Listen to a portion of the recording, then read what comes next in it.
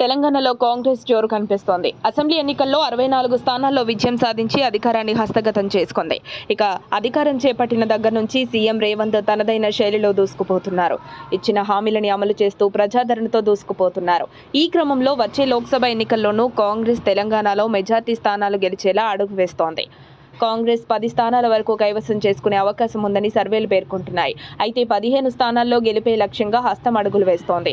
ఈ నేపథ్యంలో బీజేపీ, బీఆర్ఎస్లోని కొంతమంది కీలక నేతలు కాంగ్రెస్ వైపు చూస్తున్నారు.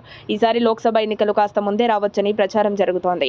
ఈ నేపథ్యంలో అన్ని పార్టీలు ఇప్పటి నుంచే సిద్ధమవుతున్నాయి. తెలంగాణలో అధికారం కోల్పోయిన బీఆర్ఎస్ కూడా లోక్సభ ఎన్నికలపై ఫోకస్ పెట్టింది.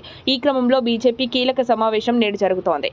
ఈ సమావేశానికి అమిత్ షా హాజరు కానున్నారు. అలాగే బీఆర్ఎస్ అధినేత కేసీఆర్, వర్కింగ్ ప్రెసిడెంట్ కేటీఆర్ ఇప్పటికీ సమీక్షలు నిర్వహిస్తున్నారు.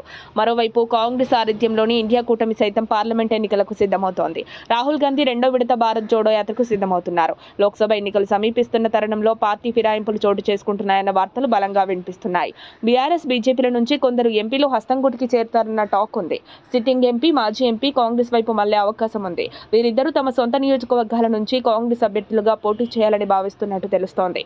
మాజీ ఎంపీ ఇటీవలే ముఖ్యమంత్రి రేవంత్ రెడ్డిని కూడా కలిసినట్లు సమాచారం. ఇక సిట్టింగ్ ఎంపీ ఇటీవల కేంద్ర కేబినెట్లో అవకాశం దక్కుతుందని భావించాడు. కానీ బీజేపీ జాతీయ నాయకత్వం ఆ అవకాశం ఇవ్వలేదు. దీంతో అప్పటి నుంచి అసంతృప్తిగా ఉన్న సదరు ఎంపీ లోక్సభ ఎన్నికల ముందు పార్టీ మారేందుకు ఏర్పాట్లు చేసుకుంటున్నారని తెలుస్తోంది. అసెంబ్లీ ఎన్నికల ముందే కాంగ్రెస్లో చేరి ఎమ్మెల్యేగా పోటీ చేయాలని భావించారు. కానీ ఎమ్మెల్యే టికెట్ కాంగ్రెస్ కేటాయించకపోవడంతో చేరిక ఆగిపోయింది. తాజాగా లోక్సభ ఎన్నికల వేళ పార్టీ మారడం ఖాయమని తెలుస్తోంది. ఈ మేరకు అతని సన్నిహితుడు రేవంత్తో చర్చలు జరుపుతున్నట్లు సమాచారం. వీరిద్దరి చేరికపై త్వరలోనే క్లారిటీ వచ్చే అవకాశం ఉంది. మరిన్ని అప్డేట్స్ కోసం మా కాయ్ టీవీని సబ్స్క్రైబ్ చేసుకోండి. మా వీడియో కనుక మీకు నచ్చినట్లయితే లైక్ చేయండి, షేర్ చేయండి. మీ విలువైన అభిప్రాయాలను కామెంట్ బాక్స్లో తెలియజేయండి.